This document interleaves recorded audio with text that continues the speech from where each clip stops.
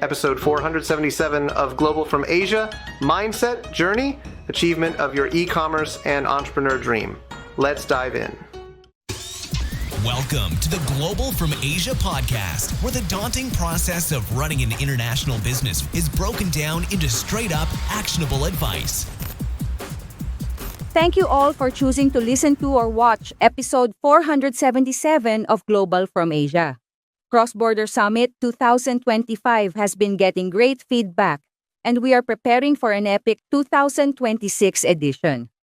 Yes, we are staying consistent, preparing for the 8th Cross-Border Summit.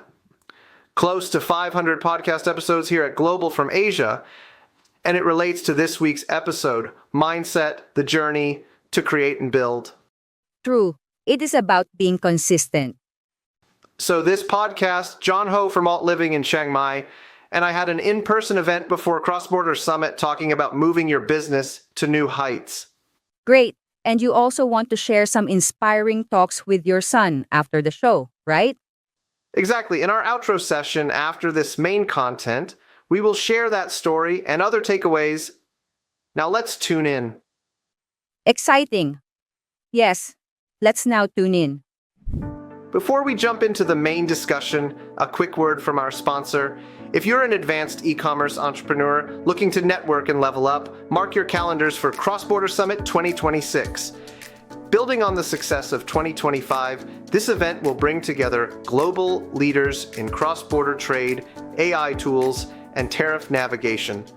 Early bird tickets coming soon. Visit crossbordersummit.com for details. Now, back to the show. So, good evening, everyone. I'm super happy to co-host this event because I have my friend here, Mike. What's up? And Hello. Hey, man. he has so much knowledge and experience in this topic that I really hope whoever decides to join here will get a lot of value out from this. Plus the very yummy food that we have for you after the conversation. After. You guys are stuck here. But let me make a proper introduction of Mike. I've known Mike since, I want to say 3-4 years ago at least. It's been a few years. Yeah, and for me, Mike is one of the very committed person in Chiang Mai that's not from here, like me, who wants to build a community, contribute to the city by creating really cool events, and bring people from all over the world and really add value to all these things that we're doing together. I'll let him do a little bit of an introduction first, but I think first of all, I would like you to give Mike an applause Okay. Thank you. for just being here and hosting this event and providing the food. My pleasure. Thanks. Yeah, I'm Mike Michelini, originally from the U.S. I've been selling online for 21 years, since 2004. China 12 years, Thailand about 5 total so far. A little bit before COVID, a little bit after COVID. And I make a full-time living on selling online, on Amazon mostly, a few different brands. And as John said, I love community building, mostly in e-com, but also some in Web3 as well. And I've been doing community events for, I don't know, yeah, not as long as e-commerce, but since 2007. 2007. But you started in 2004, and let's take a memory lane here, because like you are from America, but how did you even came to Asia to begin with? And this having an e-commerce shop 20 years ago, can you give us a little bit of like how did it happen back then when nobody knew about e-commerce? We thought it was too late to start on e-commerce 20 years ago. There was events like this, and people thought it was too late to do e-commerce 21 years ago. In 2004, people thought it was too late. There was a much bigger group than this, and everybody's, oh, it's too late. The guy on stage is saying it's not too late to start selling. But everybody thought they were too late in 2004. I wish I didn't do the vlog, I didn't record stuff. I don't even think I have pictures, but the quick story is I always wanted to do my own business. For some reason, since I was at church with my parents, and maybe I was 10, and I saw a magazine about Silicon Valley or online, and nobody knew how to do their own business. And I just wanted to figure it out, but I thought I had to get an MBA. I thought you had to get an MBA to start your own business. And I remember my kid's the same age now. My son's 11.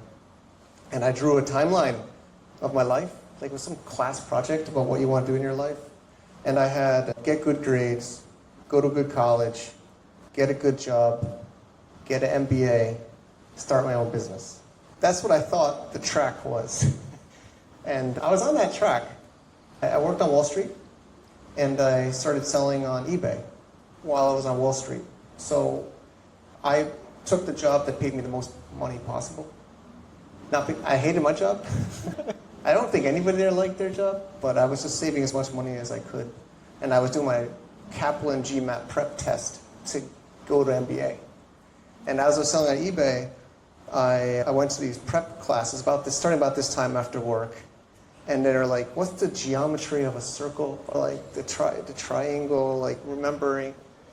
And I was like, this is some bullshit, man. And then my favorite story is, maybe it was the first class of this Kaplan GMAT prep test in Wall Street, on Water Street. And they're like, what do you do? Where do you want to work? Your name, where you work, and what do you want to do with your MBA? Hi, I'm Joanne. I work at Lehman Brothers. I want to get MBA to get a raise. I'm Joe. I work at Goldman Sachs. I want to get a management position. They're all just trying to move up the ladder. It came to me, and it was like a classroom. I'm Mike. I work at Deutsche Bank, and I want to get an MBA to start my own business. And the eyeballs, like in the Matrix movie when they're all looking at you, they're like, the eyes just were like knives. Everybody's like, you don't belong here. You're in the wrong room. So I dropped out of the prep test, and I had saved up a lot of money, at least for me. And I said, I'm going to use this on my own business. And I quit my job. And I gave months' notice. They thought I was all crazy. I was on the trading floor. So they said, tell us when you IPO so I can short your stock. Oh my God. And they're like, you're going to come back begging for your job in less than a year. That's like investment bank 20 years ago was like the best job you can have. And they pay crazy amount of bonus because this is pre-Lehman. And everyone who had, like you said, you were working in Deutsche and then Goldman, all those people, they're not necessarily wrong. So if you look back in time and you said, if you ask yourself, did you make the right decision? Like, how do you have these conversations? Usually it's around Christmas, like around this time of year, everybody's reflecting on the new year. And there's Christmas parties. And you get drunk like every night in Wall Street. At least then, you would get drunk like every day. You go to like different Christmas party every night and get drunk. So we were talking about what we want to do. And everybody has an excuse. And I had excuses like, oh, I hate my job, but I can't quit. Like, my bonus is coming. Or my vesting is coming.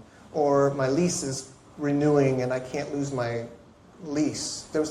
Even I had excuses. And I left some money on the table for sure. Like I was 4.5 years in. 6 more months I would have invested in my Deutsche Bank stock. But that was the one negative, but then my lease was up in New York. They put those scary letters under your door. Your lease is up if you don't re-sign. They're going to evict you. It was like scary. And my roommates, are we staying? Are we going? Are we staying? Are we going? And my bonus came at year end. So it was the end of 06, and I quit in 07, like around February 07. And the only negative was I left 6 months before my vest. But if I had vested, then I would have been on my contract. I wouldn't have quit I would have still been in there. So everybody has people buy real estate, then you're stuck in your real estate, So I don't regret it at all. I would go, back in the day, I would go every year back to New York and I'd visit them. And they're still at the same desk. The frame of their family didn't even move in the year that I was gone. Like the dust, I think if I had dusted it, like it would have been ready for me to dust the next year. Like they were still on the same desk. Wow. And they're making money, I was making over $100,000 a year. And I got, the bonuses and everything was good, but I was really depressed, to be honest. And most people were really depressed. And you started with eBay. Can you remember the first product you sold? I tried to do poker supplies, drop shipping Poker supplies? poker sets, and romantic gifts, and bar supplies, which I still sell to this day. Wow. My main product is bar products, and it was that. So what I sold was stuff, guy stuff, like men's gift. right? Like stuff I like bachelor products, so like poker stuff, drinking stuff, romantic gift stuff. I had some funny names, and I had various eBay accounts. But I still tell people, just start to sell. Maybe don't put $20,000 into inventory, but just start to sell something. A lot of people say drop ship. Drop ship's not a business. Amazon's not a business. It's a channel of your distribution. So, yeah, I sold poker stuff and romantic gifts and bar supplies. Yeah, and we're definitely going to go deeper into the technical stuff so people can actually learn how to start if they are thinking about this.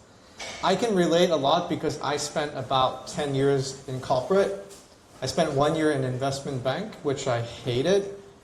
I think I was just trying to prove to my dad that I can also go into a bank if I want to. But anyway, the transition period for myself at least, working in a corporate job for 10 plus years, and then trying to be an entrepreneur and sell products. And for me, the biggest challenge then was the mindset, because I was already brainwashed by the corporate world of you're going in, you're clocking in, you're doing your stuff, you get paid regardless. If you're better, you get a raise or you get a better promotion, but it's like the same routine. And once you're in the system and when you come out from the system, for me, it was a lot of struggle at the very beginning of my journey. Do you have something similar, or what was your journey like for that transitional period? If you Google my name, you'll see like Wall Street to China. When I was in China, they loved to say like I left Wall Street and went to China. There was a 6-month gap. I went to California. I was almost going to do the Silicon Valley, but I chose China over Silicon Valley. But for sure, that was scary when I stopped getting a direct deposit of my salary, because there's like a delay. Because you don't. I think it was like a month after I finally got my last paycheck. Every 2 weeks you get that direct deposit. It was huge. I'm saying it's like $8,000. I don't know. It was like a lot. Every 2 months to my Bank of America. Every 2 weeks into my Bank of America. So we get like addicted. This money just gets deposited into your bank account. And right, it's like I just gotta wake up, go to work. Try not to fail. Try not to mess up. Sometimes I had to chug a hot sauce. I chugged a bottle of hot sauce once, straight. That still hurts my stomach thinking about it, but I didn't do the chicken nugget eating contest or the head shaving on the trading floor. We don't have that in Asia, but yeah. Okay. But for sure it was hard. And actually lonely, to be honest. I went to California. The story is my friend left. I'm originally from Connecticut, so he moved out there to change his life, and he had extra room. And I went to visit him during Christmas or around winter '06, and he's, oh, just come out here. I got extra room, $400 a month, just give me a month's notice. So that was part of my plus minus quitting my job. I was like, I can go to California, Ocean Beach, 4 blocks from the beach, $400 a month, right? No contract. And so I cut my costs really low, and I went to California. And then I went to Canton Fair in China in October '07. And I thought it would only be for a month. And then I extended it for an extra week, 5 weeks total. And then I went back for Christmas to my parents in '07, and I was like, Mom, Dad, I don't think I'm coming back, man. It's an evolution, but yeah. It was definitely scary, especially the first couple months, but I did build up income. It's not like I was just burning money, but I saved up money and I was having income from my eBay e-commerce business. I still remember the days. I don't know if anyone has used eBay before. Okay, there's still 1/3 of the room. Now eBay is a very different type of platform, obviously, but back then, people were also selling, but they were also trying to find different types of products. And my guess is you going to Canton Fair is also trying to source products so that you can find unique products you can sell on the platform. And the question I have is more relevant is, does that still work today? Because you did it 20 years ago. And people still go to Canton Fair, but what is the difference? Or if someone were to start today, what do they need to do? Yeah, of course it's totally different. I'm mostly Amazon now. I didn't really totally dig into the story, so I'm not sure if it's 100%, but I believe Amazon lost a lawsuit to eBay. Because Amazon staff were contacting eBay sellers to list on Amazon. And I even remember doing phone calls. Back when Amazon gave a about me as a seller, they used to call me.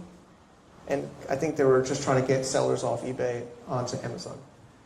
But of course, I don't sell on eBay anymore. If you talk to a lot of OG sellers, they usually start on eBay. eBay was the main thing from '03 till 10, 11. maybe a little bit longer. In China too. I remember when I went to China, I met a lot of sellers. And they were eBay sellers too. And there was all these different communities of sellers. But now, of course, the game has changed. Actually, I talked to somebody last week. We had a dinner, and they're like, would I sell on Amazon now if I was starting from zero? Probably not. I would probably start, even though I have no clue about TikTok or something, I probably would start on D2C right now, like Shopify, and get some kind of traffic through. D2C meaning? Direct to consumer. So there's two groups of e-commerce now. There's the Amazon or marketplace, and then there's D2C. D2C usually means Shopify, but it doesn't have to be Shopify. It could be TikTok, or it could be commerce, it could be Wix. It's just a way to get traffic and people buying from your own website. Marketplace means like Amazon, maybe eBay, Shopify, or Shopee, Lazada, Taobao, Tmall. Those are marketplaces. Right. D2C is like getting to your own website. So you started with eBay, and then you transitioned to Amazon. You told people if you were to start from zero now, you wouldn't do Amazon. And so you would probably do D2C. And why is that? Like, why is that the trend? Or why do you think that has a better advantage? A little plug, I have a conference coming up in a week. And sorry, I don't want to have a screensaver on while I talk. You need a lot of money to do on Amazon now. We're having one of our sessions is product research, and people spend $3,000 to $10,000 on research before they launch a product. I don't know if I want to tell people here to do $3,000 to $10,000 on product research. They do polls. They use these survey platforms, and they spend $3,000 to $10,000, which I think it's hard for me to tell somebody here to spend that. But even I am scared to launch new products on Amazon. Every single product, people usually spend $3,000 to $10,000. We're recommending it now. Oh, okay. That's like what the experienced sellers are saying, spend $3,000 to $10,000 before you launch. Because once you launch, it's really hard to stop. Because you got to buy from China or anywhere. Thailand, I do a lot in Thailand. So you want to reduce the risk of inventory and like all that work by product research. So surveys, IntelliVie is one, Fu is another, even MTurk. Any way you can get product research so your customer will buy it once you actually list it on Amazon. Because it takes so long to make the product, ship the product, get the product into Amazon, get the reviews. So you want to reduce the risk of that as much as possible. I feel if I started from zero today, I would do a D2C website, I would do Facebook ads or some kind of advertising to then validate this product, and then maybe I would go to Amazon later. And what do you think is that in terms of saving costs or the chances of success? Because the other thing about D2C is you don't have the marketplace, you don't have the platform, so people can't find you, and then the money will be spent on ads, or how good you are with SEO, I suppose. So there's pros and cons, or? Yeah, I mean, so I've talked to Amazon's staff. They'll say, yeah, it does cost a lot, but it's still the cheaper or the same as doing Facebook ads or Google ads, because you're going to spend a lot on those ads anyways. And I still make most of my money on Amazon, personally. But I just feel lately, the last few years, it's gotten just really competitive and expensive. And you have to go big. Okay. I want to go to the topic because this is more like a prelude, but more understanding why you picked the topic from freelance to e-commerce brand owner. How do you define a freelance? Even though, like, for me or for some people, they said, oh, I'm a freelancer, but I'm also a business owner. So what is that difference? I define a freelancer as somebody who sells their time. So maybe they have an hourly rate or somewhat they're charging based on their time. And they maybe bill by the hour, maybe they bill by the month, but they're trading their time for money. And e-commerce, of course, you think about physical product, but I was also hoping to just give you some ideas about productized service. So productized service, I think, is the next level where you can take a service you do, and instead of you delivering it, you sell it, maybe somebody else in your team does it. So I think that's like agency or productized service. But freelancer I define as selling your time for money, pretty much directly. Okay. And I want to gauge interest here. Who here is thinking about selling a physical product? Raise your hands. Just want to check. Okay. And who here is thinking about selling a productized service? Okay. Oh, and I see someone also raised their hands like twice. 22, yeah. Okay. Is there any breakdown or is there any guidance in terms of, okay, what is the difference or how do you approach the different types of products to sell on a platform or on a D2C? I don't want to say do both, but you could do both or you could eventually do both. The way I try to tell people, like I do the bar supplies, and it's funny, I don't really drink alcohol like I used to in New York days, but I still feel like I'm not doing what I say because it's a lot of work, but I could do a productized service of that same niche that I sell physical products of. So I try to tell people to do something you have some kind of a passion about in a niche, not just a product.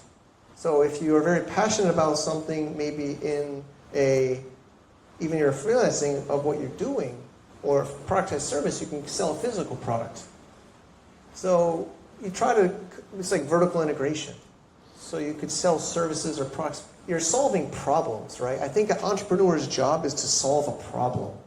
We get caught up in the solution. Like that's the solution, selling a physical product, doing a productized service. I think you should step back, think about what is my why, right? There's Simon Sinek. I feel like I say his name wrong.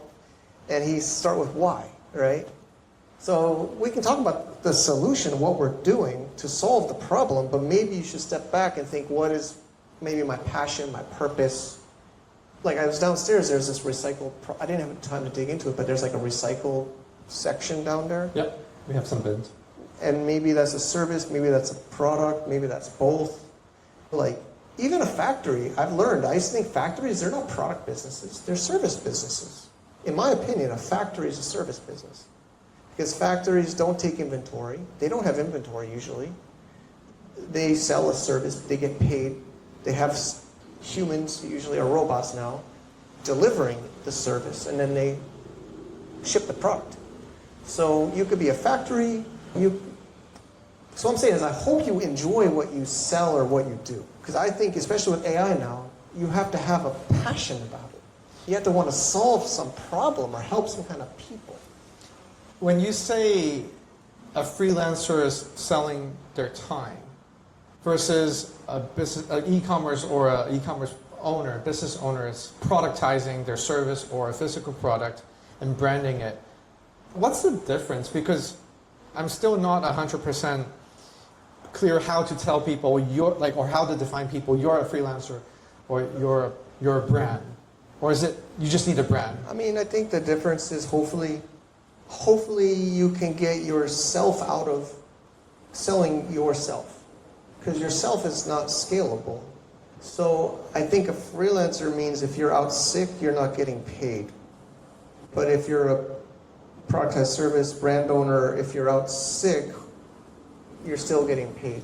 Or the business, as long as the service or you're delivering your service or your product, you're getting paid. So I think, it's not for everybody. You can still be a freelancer your whole life, and there's many people that are happy as a freelancer, but it's one step up from an employee.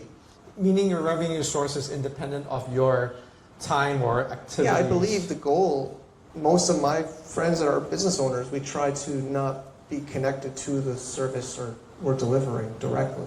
Maybe at the beginning we are, but I think our goal is to have other people and other systems to do it so that I don't need to be the one to have to deliver it to get the money for it. I look at myself as a case study, right? Because like I tell people I have a brand, I tell people I have a business, which is a service, right? But if I look at my daily routine or how many hours I put into my work, I still feel very involved in it. It's enjoyable. I'm not complaining about it. But then if I look at the definition and I say, to what point can I extract myself from the operation so that everything is still running independent to my time? I don't know how to answer that question myself. I was here early. You were, there's G is here. Yes. He seems to be doing good, and then your front desk. And what I've been going crazy the last couple months is vibe coding or AI coding, right? My dad wanted me to be a programmer, and I just couldn't deal with it when I was younger because I didn't have patience for all the bugs. But now I'm trying to be a developer because that's the ultimate scale. So I think maybe you should look at because SOPs, a lot of us say standard operating procedure. So you try to teach managers or staff how to do things by standard operating procedure. But now with software, you can make like a software, and then they operate the software. So maybe make software that standardizes the process so that people follow the software, both the customer and the staff or the employee, and that takes you as the owner out. Because I think software is the most ultimate way of doing that. This comes to another aspect that I also think about, which is the skill sets you need to create a product, to sell a product, or to actually create the systems to sell the products. So what is your experience in that when you started? Because I'm sure you have that journey of being a freelancer that you try to learn those skills, and then now you're like, okay, this is too much of my time, I can't commit this, and then I need to switch. But that's not just like a switch. There's so many people still, especially in Amazon sellers, they're like 7-figure. That means like multi-million-dollar sellers yearly. Maybe not profit, but at least revenue. And they do everything themselves still. There's people coming to our conference next week that still do everything themselves. And yeah, you can do that. Now AI is even saying that there's going to be, the future is going to be like unicorns that are like no staff or just one human and all AI. Maybe that. So that might be the new way, right? But I still think you need other humans in your organization. Maybe you don't need as many now, but I still think you need humans in your organization. So I think the goal is hiring. Of course, I have a lot of people in the Philippines that work with me. So I have a lot of Philippine VAs, they call them. I don't like to call them VA, virtual assistant.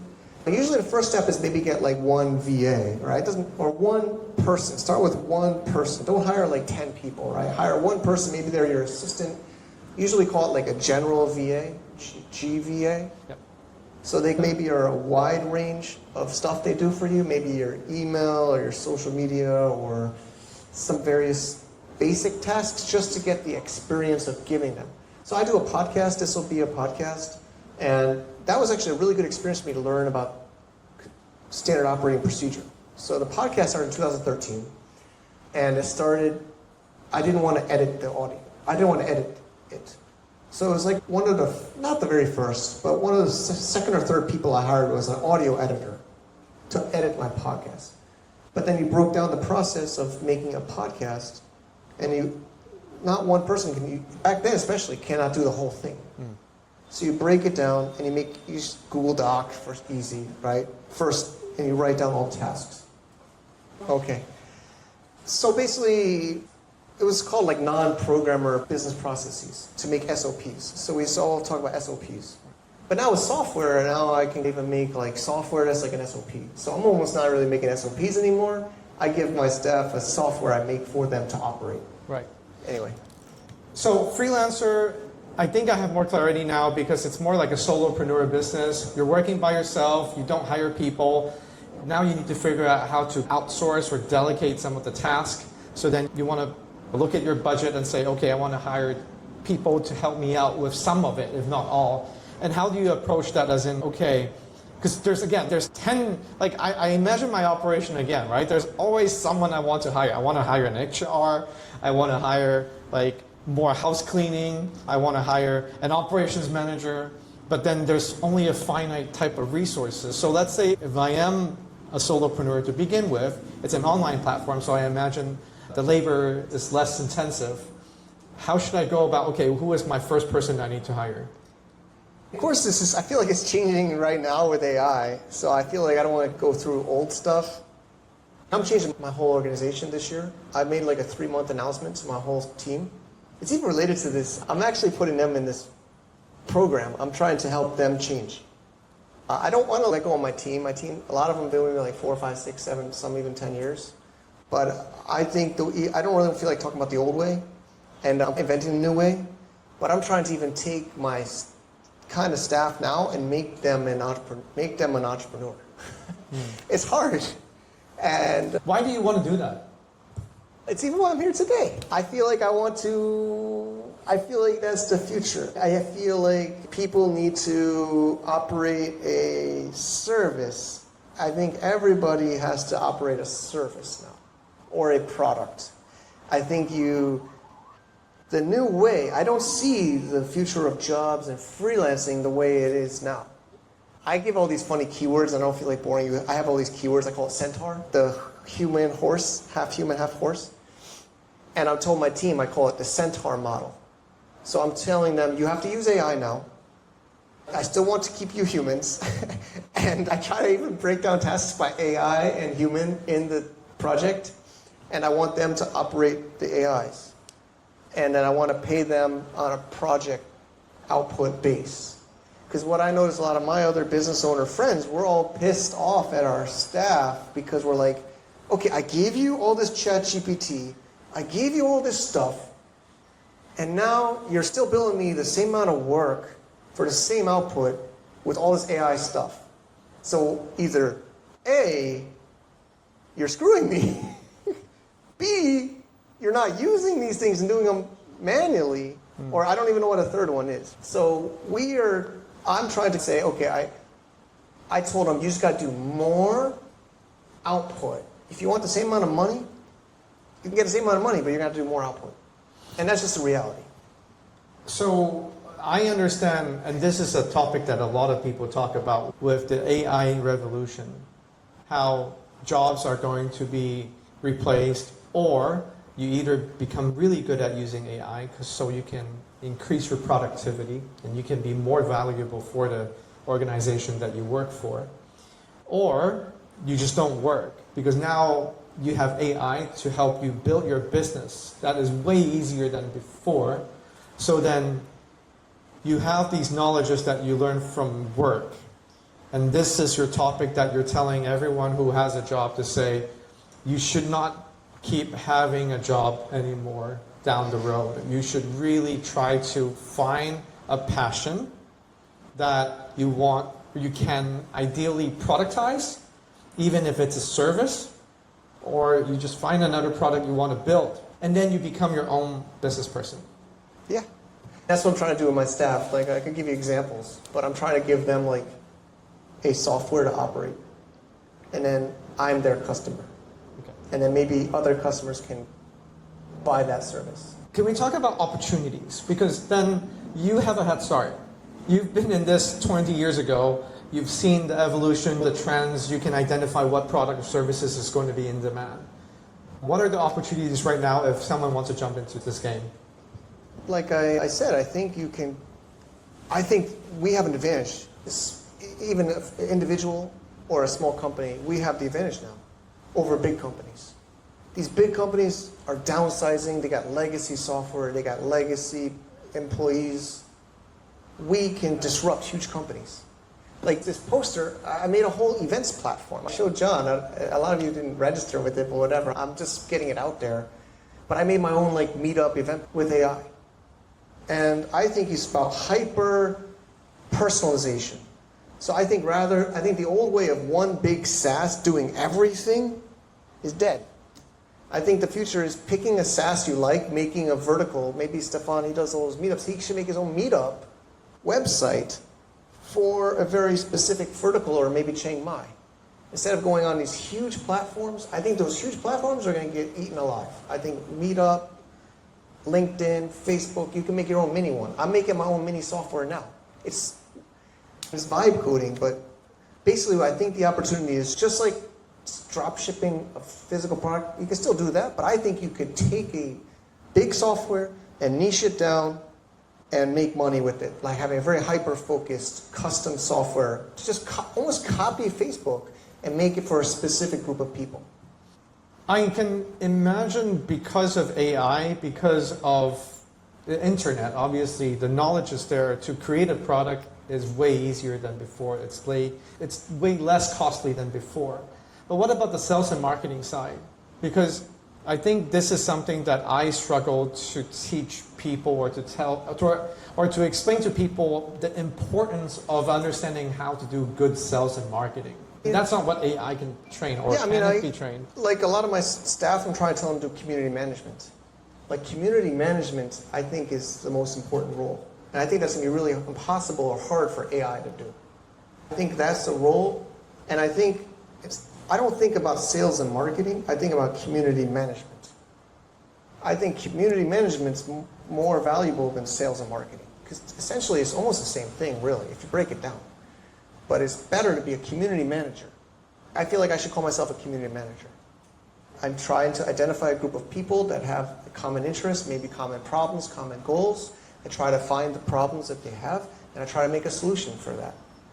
I'm building a community. Yeah, so you have a good... This is my Yeah, community. exactly. Now, the interesting thing is I don't necessarily see them as dollar signs or customers, even though they are paying me. But I guess in a business owner point of view, if you want to approach this aspect of community management, which is like a rebranding of sales acquisition, what is the difference in terms of approach? Like you said, I think I'm similar to you. Like I have a problem with even money. I have a problem with selling. That's why I like e-commerce. I love to put something online. People like it. They give money. It goes to my bank. Like I don't need to like outbound sell. Like I like to create stuff people like. But I feel like community is similar, and I feel it's a softer sell. But you are selling because you're. What is good salespeople is just listening to a problem and making a solution.